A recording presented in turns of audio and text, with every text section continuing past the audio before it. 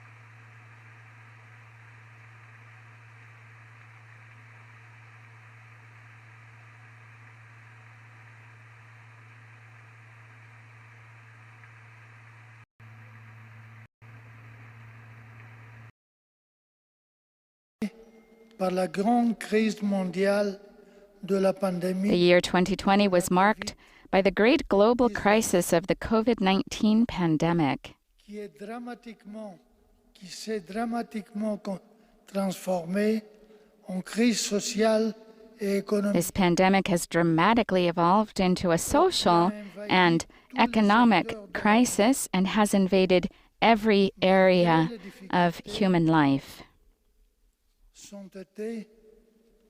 Vous avez poursuivi Despite the difficulties, Your Holiness, you ceaselessly continued to carry out your activities as you brought to those in anxiety and need the consolation and encouragement of your word. Also, by making astute use of the communications media.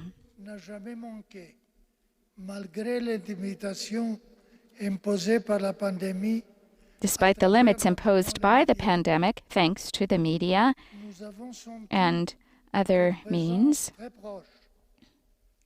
your spiritual guidance never wavered.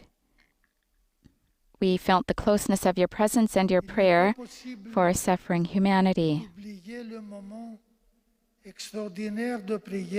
We cannot forget the extraordinary moment of prayer in a time of pandemic, with the images of St. Peter's Square on the 27th of March last, during which all of humanity recognized itself in your presence, in your person, all alone, in places normally throbbing with life and joy, and now unexpectedly gray and deserted.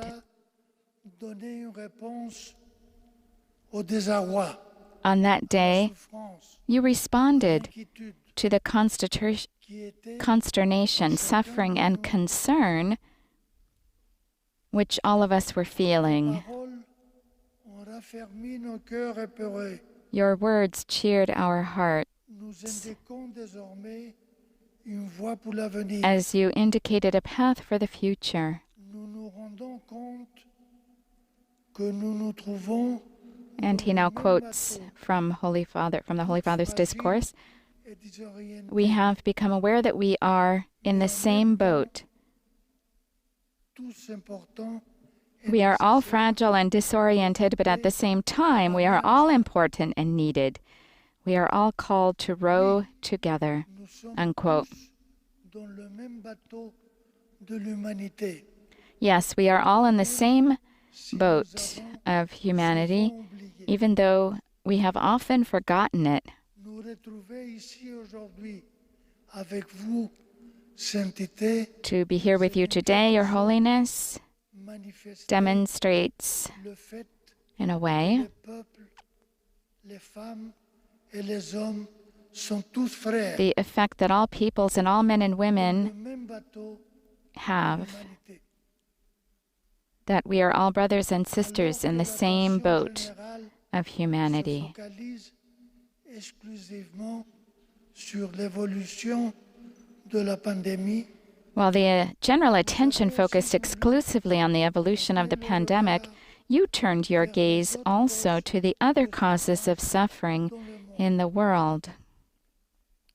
Conflits, changement climatique, inégalité Conflicts, climate change, inequalities, heightened by the throwaway par la culture globalisation de l'indifférence. and the globalization of indifference.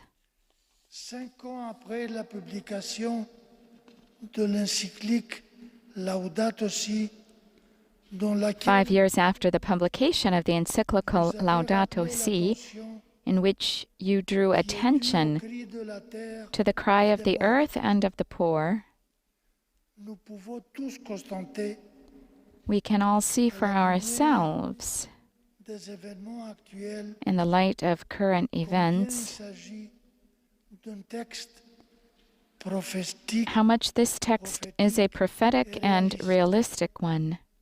Il nous avertit en effet sur les conséquences de l'exploitation Indeed, in it, you warned us of the consequences of the indiscriminate exploitation of the qui est à planet, l'origine des graves dommages. which causes grave harm to humanity. Saint-Père, en cette année durant laquelle nous avons été Holy frappés Father, in the past year during which we were hard hit and disoriented, à suivre, you showed us the signant path to le 3 follow octobre dernier when votre troisième you signed your encyclique, third encyclical, Fratelli Tutti. Fratelli Tutti, on October Vous 3rd avez fait last enfin in Assisi. de promouvoir un désir universel You did so in order to promote a universal aspiration to fraternity en reconnaissant la and dignité social friendship, de toute recognizing the personne. dignity of every human person. L'encyclique est aussi une boussole pour l'action diplomatique qui, à travers la culture, The encyclical is also a compass for diplomatic activity, which, through a culture of encounter and dialogue, seeks to overcome differences, divisions, and au obstacles développement humain to integral human et development aux soins du bien and commun. the care of the common good. L'encyclique est aussi une grande leçon The encyclical also provides an important lesson diplomate for us, de notre service. diplomats in our Saint-Père, service. permettez-moi d'évoquer Holy Father, la allow me clairvoyance de vos appels to refer to the far-sightedness of your repeated appeals to states and international organizations, aux entreprises du domaine sanitaire and even to healthcare companies l'apparition de la pandémie since the beginning of the pandemic, pour que l'accès du vaccin soit universel et to ensure that access to vaccines will be universal je voudrais rappeler les paroles and that they will be available to everyone. d'occasion I wish message to recall what you said Orbi. in your Christmas Urbi et Orbi Nous ne message, pouvons pas permettre and he que quotes, les nationalismes fermés "We cannot allow empêchent the de various vivre forms of comme la nationalism vraie famille closed in on humaine que nous themselves sommes. to prevent us from living as Vous ne pouvez pas the non plus true human family that we que are. le virus de l'individualisme Nor can we allow the virus of radical individualism nous rend indifférents to get the better of us and make us indifferent frères et sœurs. to the suffering of our brothers and sisters," unquote. Sainteté. Nous nous souviendrons de l'année que nous laissons derrière nous, Your Holiness, we will remember the year which we have left behind us and the sufferings it brought. pouvoir transformer la paix We believed we could fashion the earth sans en avoir without respecting it. et nous avons oublié que nous faisons partie And we de la forgot nature. that we are part of the nature that surrounds us. Regardons vers l'année nouvelle. Vous avez jeté As you looked towards the new year, de nouveaux you départs sowed the seed of hope que nous suivrons for a new beginning l'occasion de la 54e journée mondiale when, on the occasion of the 54th World Day of Peace, de mettre au centre de notre agir la culture du you saint, suggested that we should place the culture of care de la dignité at the heart of our activity. This implies promoting the dignity of each human person, avec les pauvres, solidarity with the poor and the vulnerable, la sollicitude pour le bien commun the pursuit of the common good, de la création. and concern for the protection of creation, unquote. Je vous remercie encore pour votre ministère en faveur de l'humanité. Once again, I thank you for your ministry for the benefit, or that benefits all humanity. La valeur de façon During the particulière. past year, we appreciated its importance in a particular Je way. vous prie, très Saint-Père, d'accepter au nom On behalf of the diplomatic corps accrédité près le Saint-Siège accredited to the Holy See, les plus fervents de bonne santé et de I bonne renew our most fervent best wishes for a happy new year and good health, your Holy Father.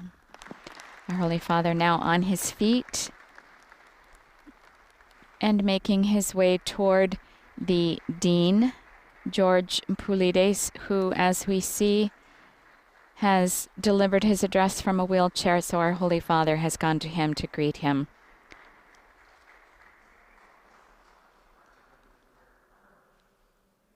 We've heard a bit from this Dean of the Diplomatic Corps, the activities of our Holy Father that have particularly touched them in this last year, in their own work, in representing their countries here to the Holy See, and through which the Holy See interacts with their countries, 183 states now having diplomatic relations.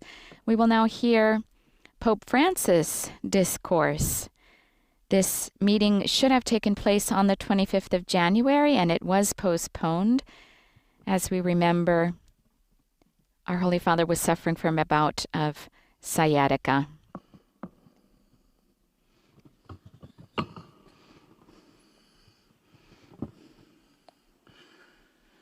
Eccellenze, signore e signori, Your Excellencies, ladies and gentlemen, I thank the Dean, Eccellenza il signor George Puliz, His Excellency George Poulides, Ambassador of Cyprus, for the kind words and good wishes he has expressed in all of your names. And I beg your pardon above all for any inconvenience caused by the cancellation of our meeting originally planned for last January 25th. I am grateful for your patience and understanding and for accepting the invitation to be here this morning, despite the difficulties, for our traditional encounter or meeting. Our meeting this morning takes place in the more spacious Hall of Blessings in order to respect the need for greater personal distancing demanded by the pandemic. Nevertheless, this distancing is merely physical. Today's meeting speaks of something very different. It is a sign of the closeness and mutual support to which the family of nations should aspire. In this time of pandemic, the need for such closeness is all the more important, For it is evident to everyone that the virus knows no barriers, nor can it easily be isolated. Overcoming it is thus a duty incumbent on each one of us, personally, as well as our countries. I am most grateful for your daily efforts to foster relations between your countries or international organizations that you represent and the Holy See. We have been able to exchange many signs of our closeness to one another in the course of these past months, thanks also to the use of new technologies that have allowed us to surmount the limitations imposed by the pandemic. All of us certainly look forward to resuming personal contact as quickly as possible, and our gathering here today is meant to be a sign of hope in that regard. I myself wish to resume my apostolic visits, beginning with that to Iraq, scheduled for this coming March. These visits, in fact, are an important sign of the solicitude of the successor of Peter for God's people spread throughout the world, as well as the dialogue of the Holy See with states. These visits also frequently provide an opportunity to promote, in a spirit of sharing and dialogue, good relations between the different religions. In our time, interreligious dialogue is an important component of the encounter between peoples and cultures, when it is viewed not in terms of compromising our own identity, but as an occasion of mutual understanding and enrichment. Dialogue can become an opportunity for religious leaders and the followers of different confessions, and can support the responsible efforts of political leaders to promote the common good.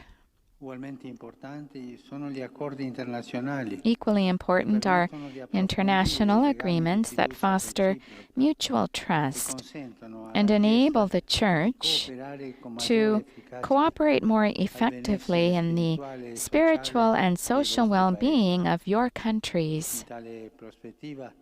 In this regard, I would mention the exchange of instruments of ratification of the framework agreement between the Holy See and the Democratic Republic of the Congo, and the agreement on the legal status of the Catholic Church in Burkina Faso, as well as the signing of the 7th additional agreement of the 23rd of June 1960 Convention regulating patrimonial relations between the Holy See and the Republic of Austria.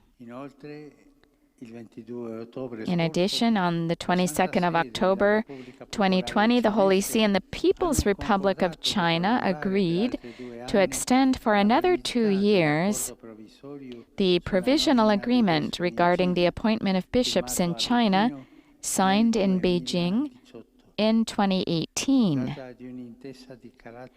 The agreement is essentially pastoral in nature, and the Holy See is confident that the process now begun can be pursued in a spirit of mutual respect and trust, and thus further contribute to the resolution of questions of common interest.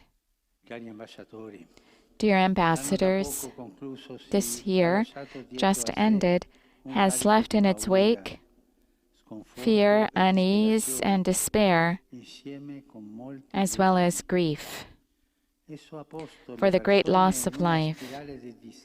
It led to a spirit of isolation and mutual suspicion that caused states to set up barriers.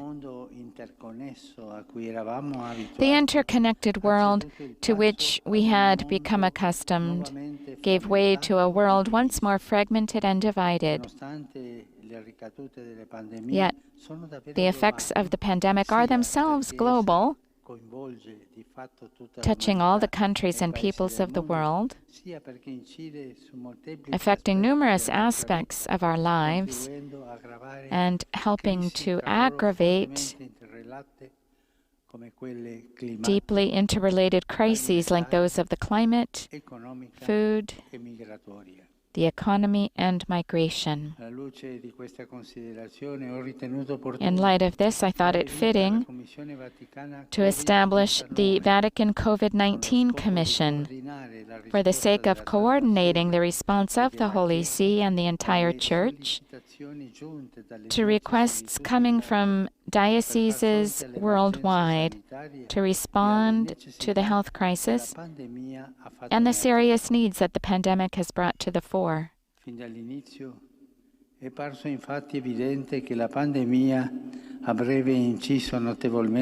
the outset, it seemed obvious that the pandemic would have a significant effect on the style of life to which we were accustomed, and on conveniences and certainties we took for granted. This led to a crisis, for it showed us the face of a world that is seriously ill, not only as a result of the virus, but also in its natural environment, its economic and political processes, and even more in its human relationships.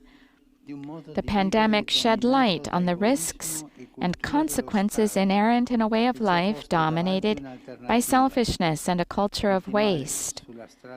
And it set before us a choice, either to continue on the road we have followed until now, or to set out on a new path. I would like to mention briefly some of the crises that were provoked or were brought to light by the pandemic, but also to consider the opportunities that they offer for the building of a more humane, just, supportive, and peaceful world.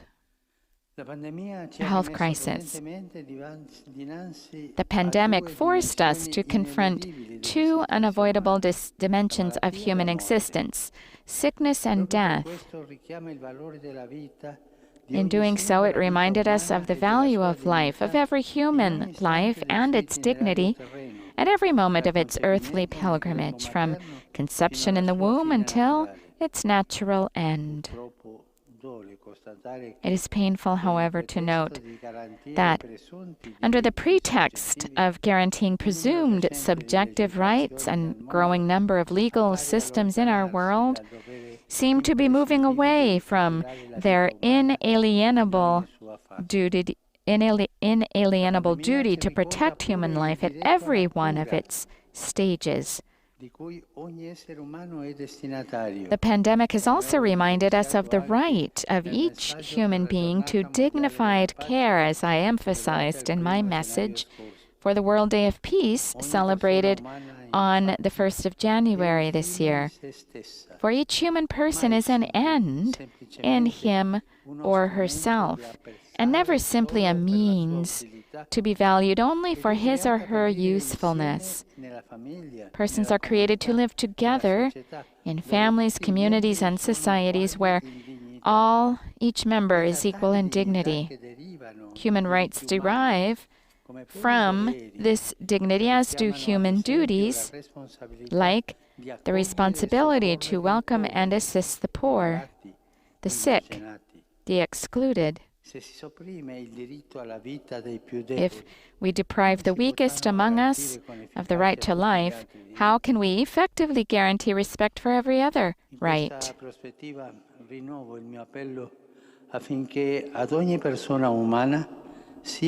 I thus renew my appeal that every person receive the care and assistance he or she requires. To this end, it is indispensable that political and government leaders work above all to ensure universal access to health care, incentivizing the creation of local medical clinics and healthcare structures that meet people's actual needs, as well as the available of treatments and medicinal supplies. Concern for profit should not be guiding a field as sensitive as that of health care. È poi indispensabile che i notevoli It is likewise essential that the remarkable medical and scientific progress attained over the years, which made it possible to create so quickly vaccines that promise to be effective against the coronavirus, benefit humanity as a whole. I encourage all states to contribute actively to the international efforts being made to ensure an equitable distribution of the vaccines, based not on purely economic criteria, but on the needs of everyone, especially of the people most in need.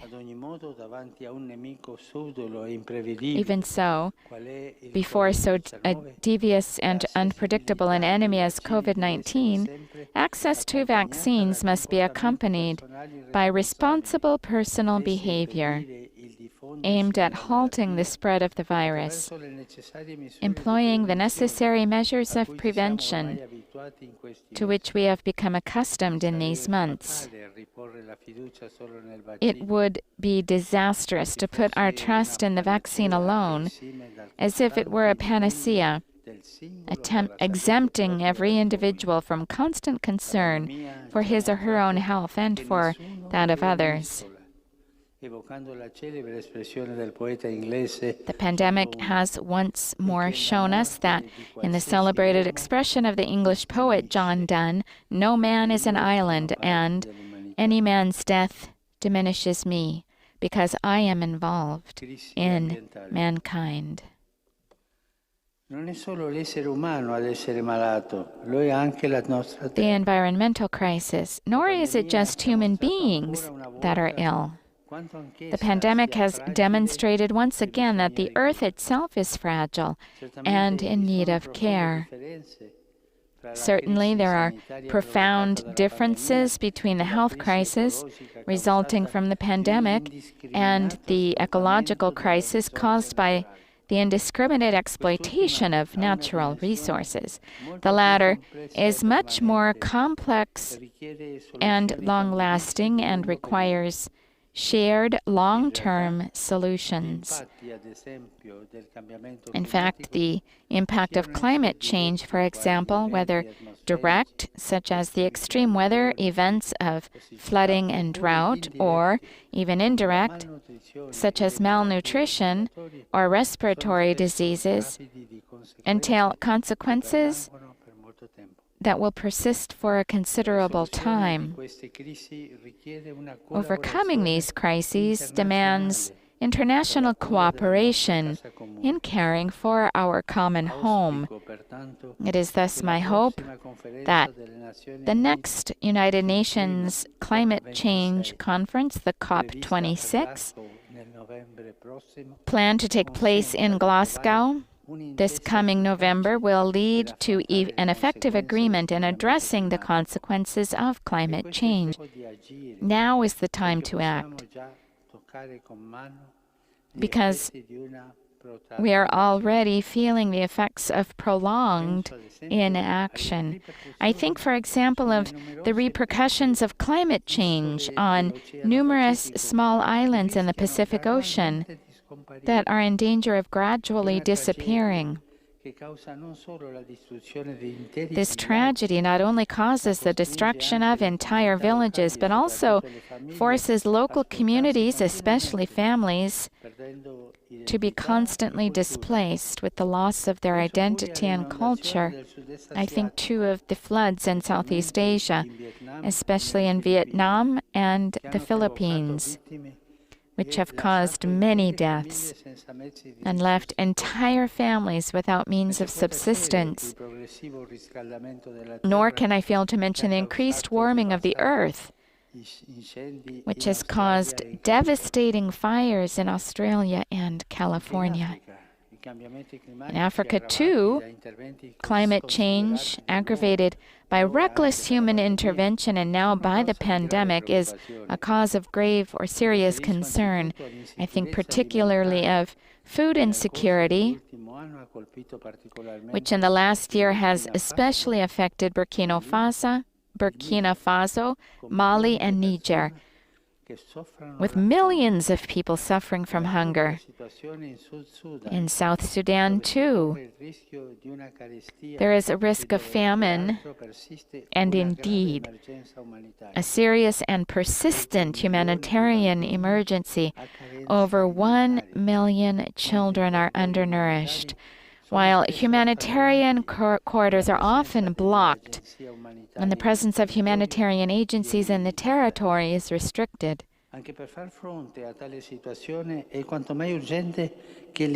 Not least to deal with this situation, the South Sudanese authorities urgently need to overcome misunderstandings and pursue political dialogue for the sake of full national reconciliation. An economic and social crisis. The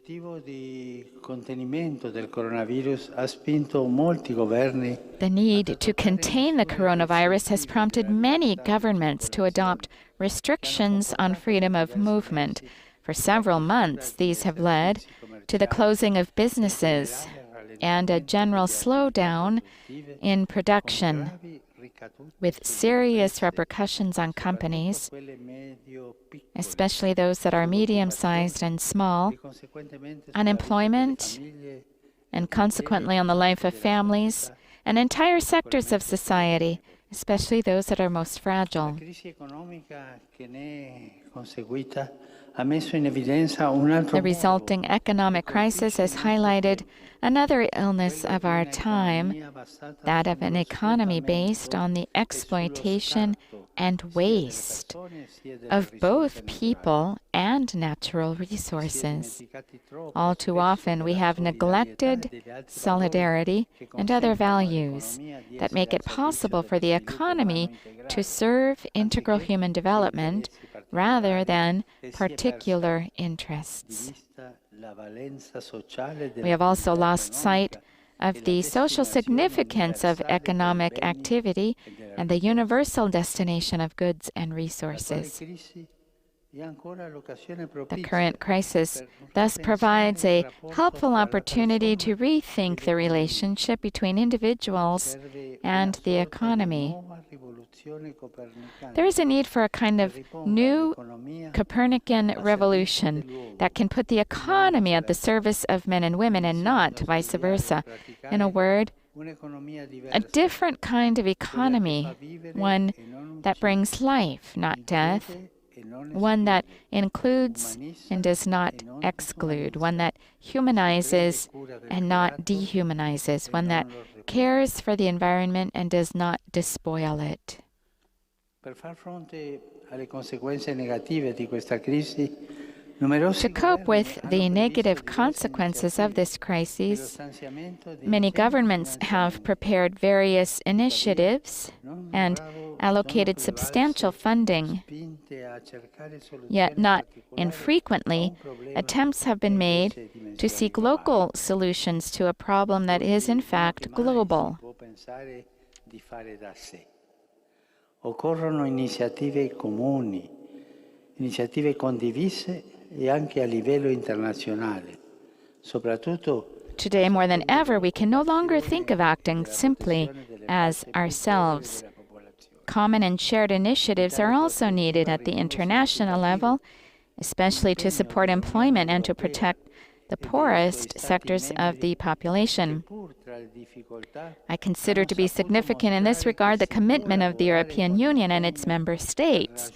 Despite difficulties, they have been able to demonstrate that it is possible to work diligently to reach satisfactory compromises for the benefit of all citizens. The allocation of funds promised by the Next Generation EU Recovery Plan can serve as a meaningful example of how cooperation and the sharing of resources in a spirit of solidarity are not only desirable, but also achievable goals. In molte parti del mondo, la crisi ha interessato soprattutto quanti lavorano nei settori informali i quali sono stati i primi a vedere scomparire In i many propri parts of the mezzi di world, the crisis has predominantly affected those working informally, who were the first to see their livelihood vanish. Living outside of the formal economy, they lack access to social safety nets, including unemployment insurance and health care provision. Driven by desperation, many have sought other forms of income and task, and risk being exploited through illegal or forced labor, prostitution, and various criminal activities, including human trafficking. Al contrario, ogni essere umano ha diritto e deve essere messo in condizione di ottenere i mezzi indispensabili e sufficienti per un dignitoso Every human being, on the other hand, has the right to enjoy the means necessary for the proper development of life and must be given the means to do so. Indeed, economic stability must be ensured for all so as to avoid the scourge of exploitation and to combat the usury and corruption that afflict many countries in the world, together with the many other injustices that occur daily under the weary and distracted gaze of our contemporary society. Il maggior tempo trascorso in casa ha portato pure a stare più a lungo in modo alienante davanti al computer e ad altri mezzi di comunicazione, con gravi ricadute sulle persone più vulnerabili, specialmente i poveri e i disoccupati. The increased amount of time spent at home has also led to greater isolation as people pass longer hours before computers and other media, with serious consequences for the more vulnerable, particularly the poor and the unemployed. They become easier prey for cybercrime in its most dehumanizing aspects, including fraud, trafficking in persons, the exploitation of prostitution, including child prostitution and child pornography. La crisi economica ha accentuato anche diverse emergenze umanitarie, tanto nelle zone di conflitto quanto nelle regioni colpite dal cambiamento climatico e dalla siccità, nonché nei campi. The closing of borders due to the pandemic, combined with the economic crisis, have also aggravated a number of humanitarian emergencies, both in conflict areas and in regions affected by climate change and drought, as well as in refugee and migrant camps. I think especially of Sudan, where thousands of people fleeing the Tigray region have sought refuge, as well as other countries in sub-Saharan Africa or in the Cabo Delgado region in Mozambique, where many have been forced to leave their own lands and now find themselves in highly precarious conditions. I also think of Yemen and Syria, where in addition to other serious emergencies, a large part of the population experiences food insecurity and children are suffering from malnutrition.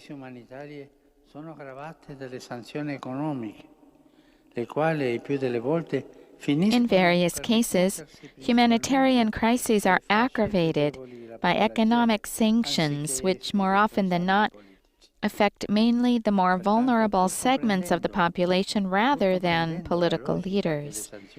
While understanding the reasons for imposing sanctions, the Holy See does not view them as effective and hopes that they will be relaxed, not least to improve the flow of humanitarian aid, especially medicines and healthcare equipment, so very necessary in this time of pandemic.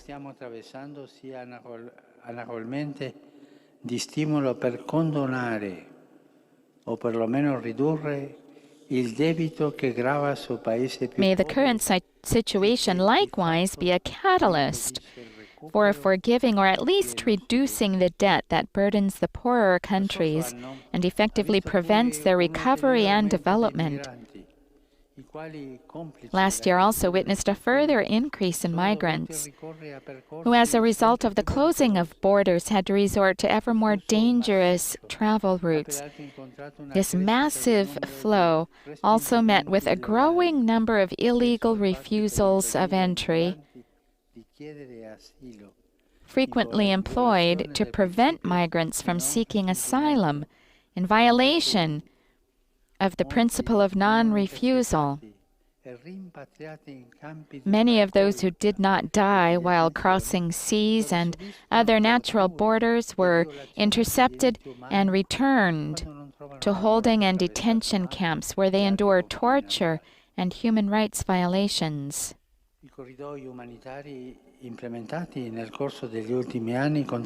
Humanitarian corridors implemented in the course of the last years surely helped to confront some of these problems and have saved many lives. Yet, the scope of the crisis makes it all the more urgent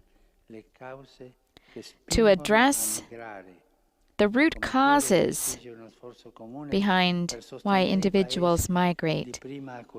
It also demands a common effort to support the countries of first welcome that assume the moral duty to save human lives. In this regard, we look forward to the negotiation of the European Union's new Pact on Migration and Asylum, while noting that concrete policies and mechanisms will not work unless they are supported by the necessary political will and the commitment of all parties involved, including civil society and migrants themselves. La Santa Sede apprezza tutti gli sforzi compiuti in favore dei migranti e appoggia l'impegno dell'Organizzazione Internazionale.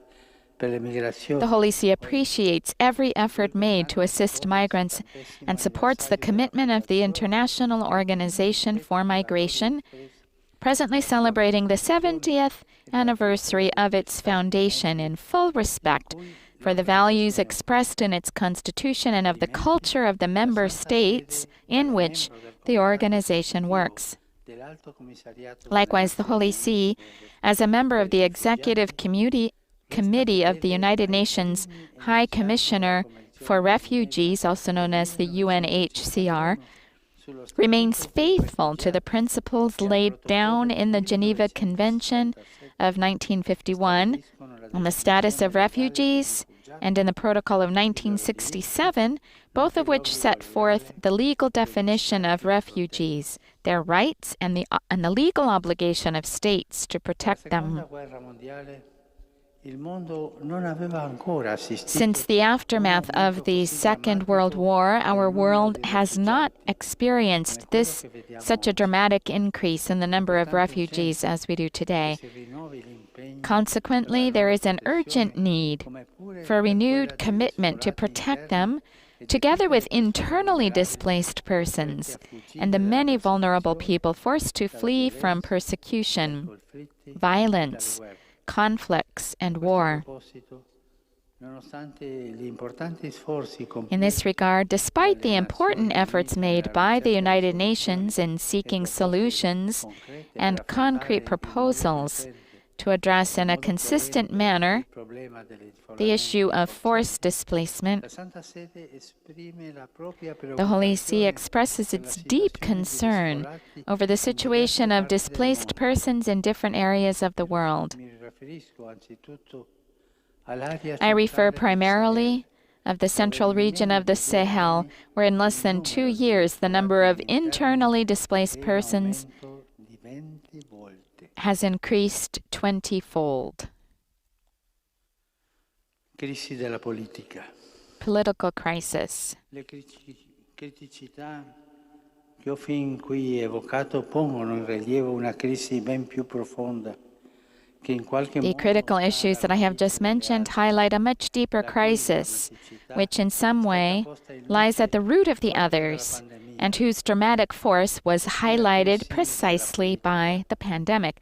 I refer to the political crisis, which has been affecting many societies for some time, and whose painful effects emerged during the pandemic.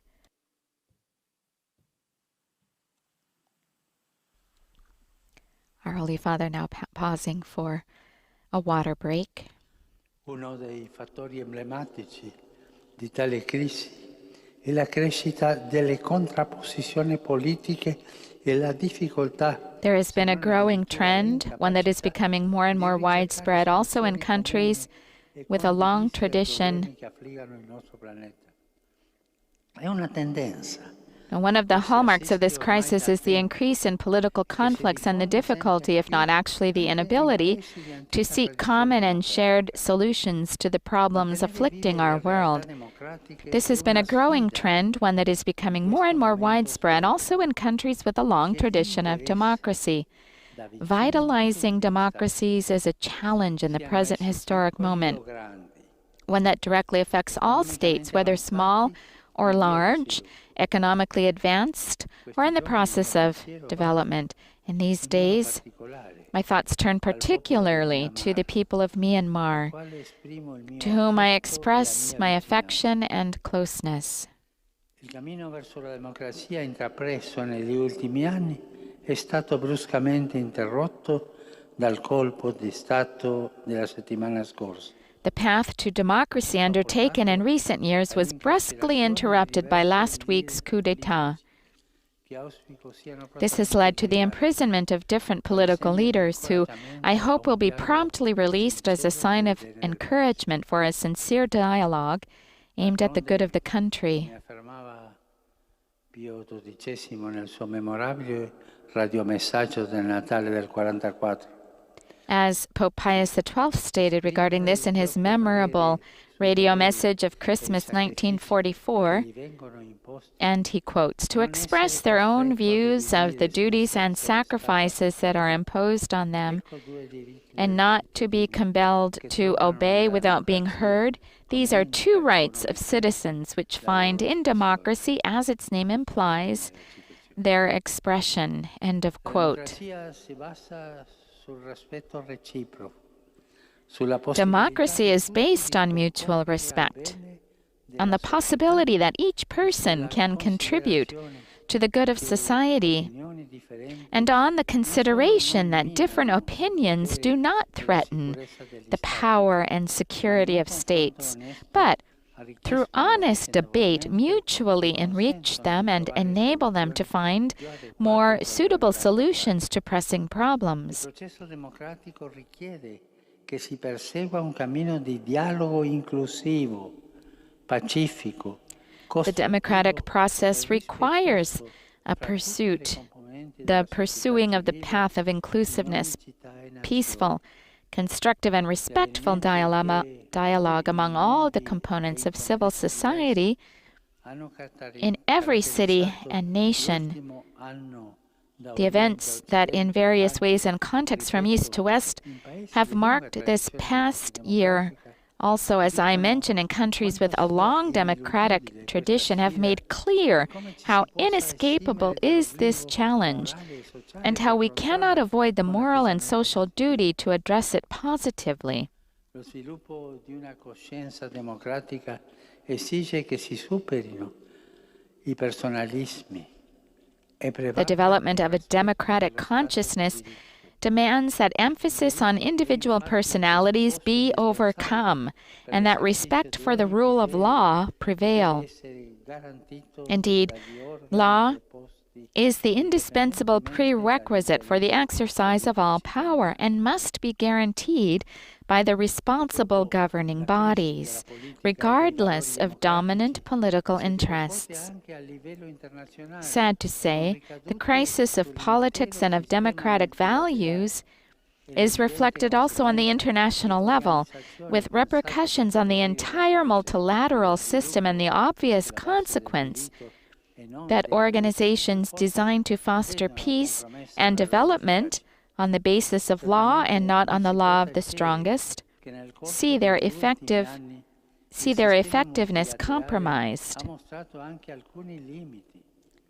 To be sure, we cannot ignore that the multilateral system has also in recent years shown some limitations. The pandemic is a precious opportunity to devise and implement structural reforms so that international organizations can rediscover their essential vocation to serve the human family by protecting individual lives and peace. Ad intraprendere percorsi di riforma.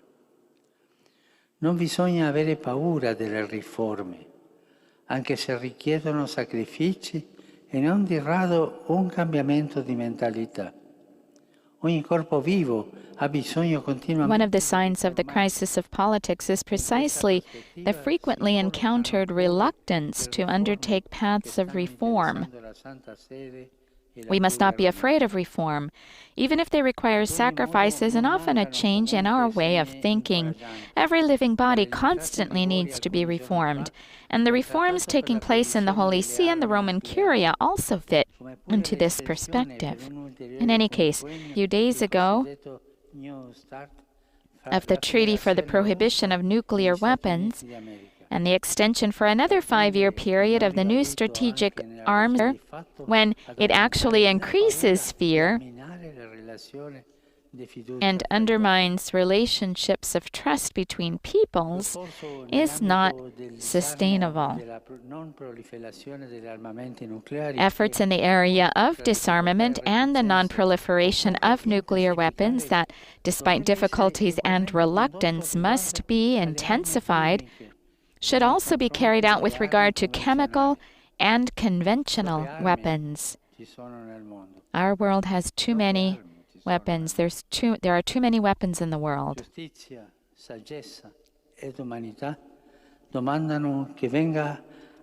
Justice, right reason, and the recognition of human dignity cry out insistently for a cessation to the arms race. The stockpiles of armaments which have been built up, St. John the 23rd affirmed this in 1963.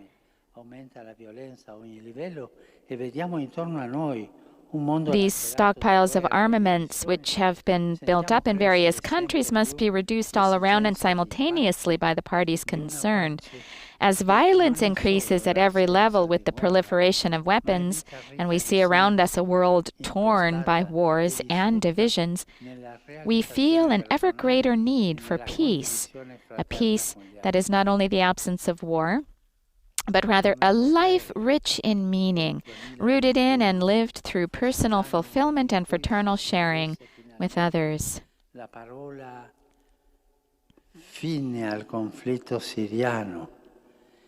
How I wish that in 2021 we might hear the end of the war in Syria.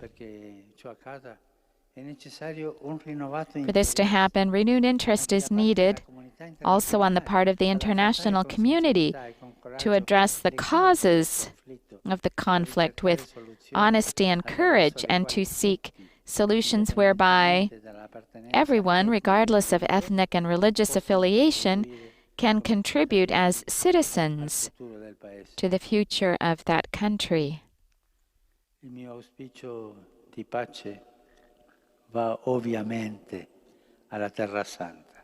My desire for peace obviously extends to the Holy Land.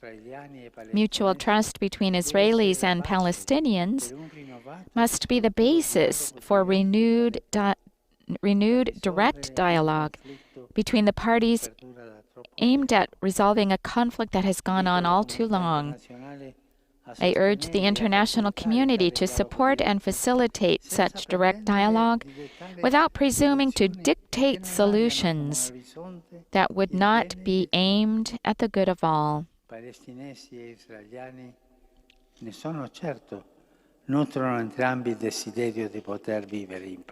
Palestinians and Israelis, I am sure of this, share the desire to dwell in peace.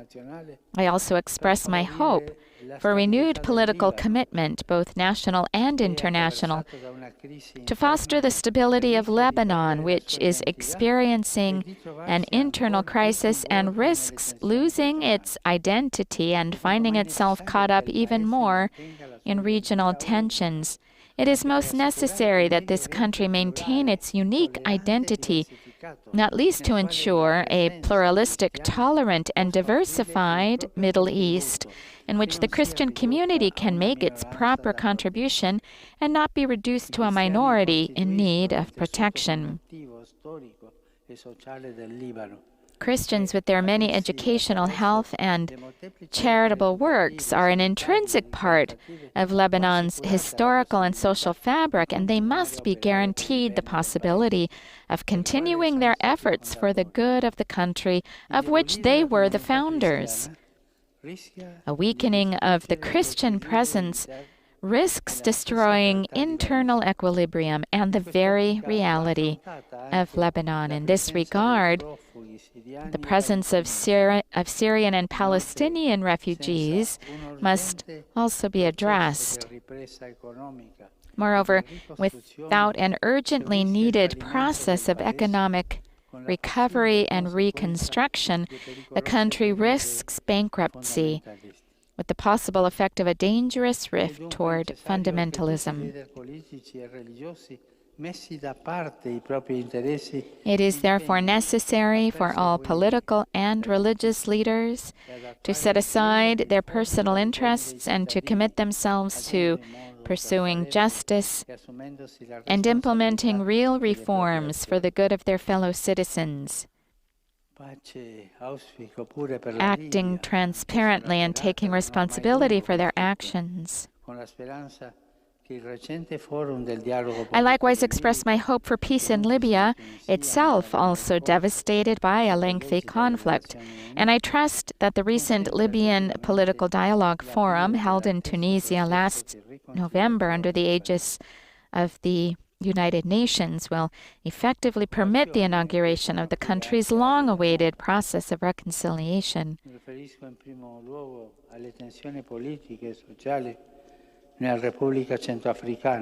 Other areas of the world are also a cause for concern.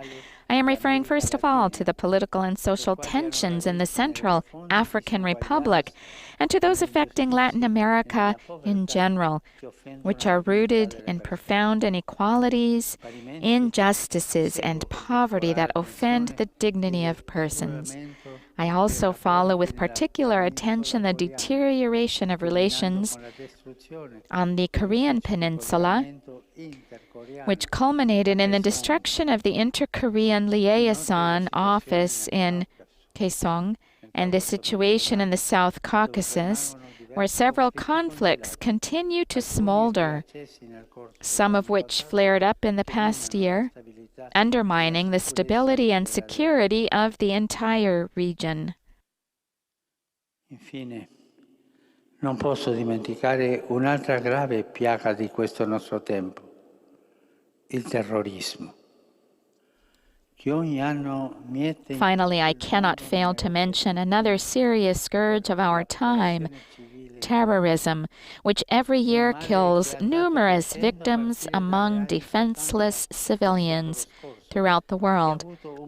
Terrorism is an evil that has been growing since the 70s of the last century, culminating in the attacks that took place in the United States of America on September 11th, 2001, that killed nearly 3,000 people. Tragically, the number of terrorist attacks has intensified in the last 20 years, affecting various countries on every continent.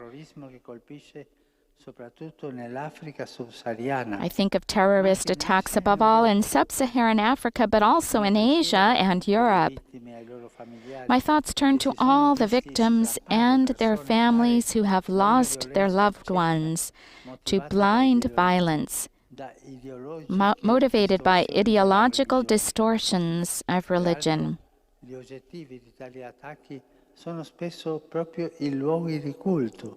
For that matter, the targets of these attacks are often precisely places of worship where believers are gathered in prayer. In this regard, I would like to stress that the protection of places of worship is a direct consequence of the defense of freedom of thought, conscience, and religion, and is a duty incumbent upon the civil authorities regardless of their political persuasion or religious affiliation. Signore e signori, nell'avviarmi verso la conclusione delle mie Your Excellencies, ladies and gentlemen, as I come to the end of these considerations, I would like to focus on one last crisis, which is perhaps the most serious of all. la crisi dei rapporti umani, espressione di una generale crisi The crisis of human relationships, as the expression of a general anthropological crisis dealing with the very conception of the human person and his or her transcendent dignity. The pandemic, which forced us to endure long months of isolation and often loneliness, has brought out the need of every individual for human relationships. I think above all of those students who were unable to attend school or university regularly. Attempts have been made everywhere to offer a rapid response through online forms. These have brought to light a marked disparity in educational and technological opportunities, but they have also made us realize that, due to the lockdown and many other already existing needs, large numbers of children and adolescents have fallen behind in the natural process of schooling. Furthermore, the increase in distance learning has also led to a greater dependence of children and adolescents on the internet and on virtual forms of communication in general, making them all the more vulnerable and overexposed to online criminal activities. We are witnessing a sort of educational catastrophe. I want to repeat it. We are witnessing a sort of educational catastrophe before which we cannot remain inactive for the sake of generations to come and for a society as a whole. Today there is a need for a renewed commitment to an education that engages society at every level. Education is in fact a natural antidote to the individualistic culture that at times degenerates into a true cult of the self and the primacy of indifference. Our future cannot be one of division, impoverishment of thought, imagination, of attentiveness, of dialogue and mutual understanding. At the same time, long periods of lockdown have also made it possible for families to spend more time together. For many of them, it was an important opportunity to renew their deepest relationships. Marriage and family constitute one of the most precious gifts, one of the most precious of human values, and the foundation of every civil society. The great Pope St. John Paul II, the centenary of whose birth we commemorated last year, noted in his insightful teachings on the family that nowadays, and this is a quote, nowadays, given the global dimension of various social questions, the family has seen its role in the development of society expanded in a completely new way. By presenting to their children a model of life based on the values of truth, freedom, justice, and love, end quote. Even so, not everybody has been able to live with serenity in his or her own home, and some forms of cohabitation have degenerated and led to domestic violence. I encourage everyone, civil and public authorities, to provide support to the victims of domestic violence. Unfortunately, as we all know, women, often with their children, are those who are paying the highest price. The need to halt the spread of the virus The need to halt the spread of the virus has also had implications for a number of fundamental freedoms, including religious freedom, restricting public worship, and the education on charitable activities of faith communities. It must be recognized, however, that religion is a fundamental aspect of the human person and of society and cannot be eliminated. Even as we seek ways to protect human lives from the spread of the virus, we cannot view the spiritual and moral dimension of the human person as secondary to physical health. Freedom of worship, furthermore, is not a corollary of the freedom of assembly. It is, in essence, derived from the right to freedom of religion, which is the primary and fundamental human right.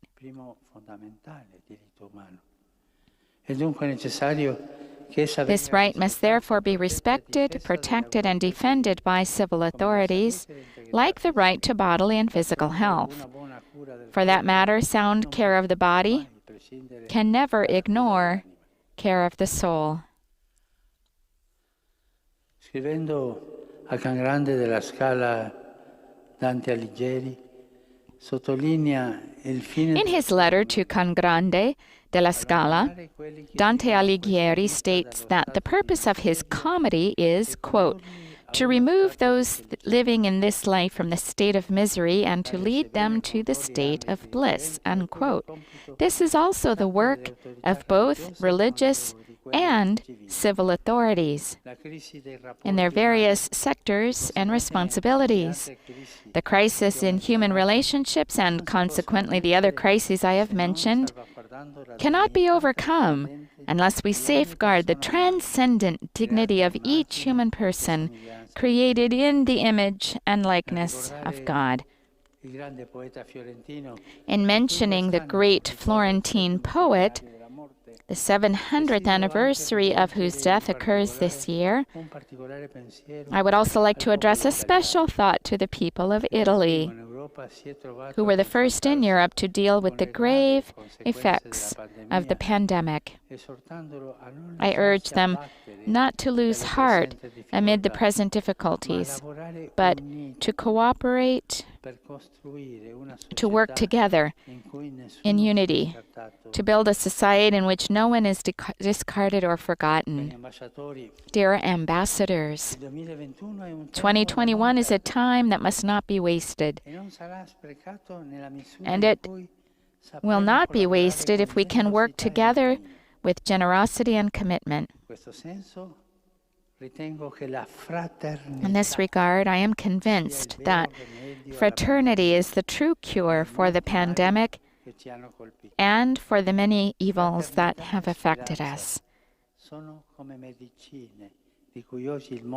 Fraternity and hope are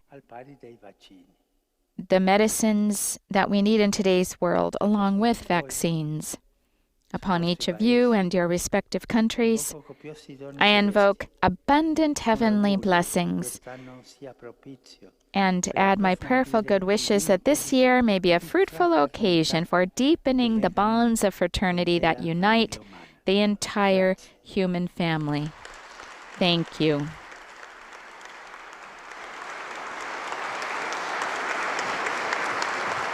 The diplomats here in the Aula della Benedizione, applauding the discourse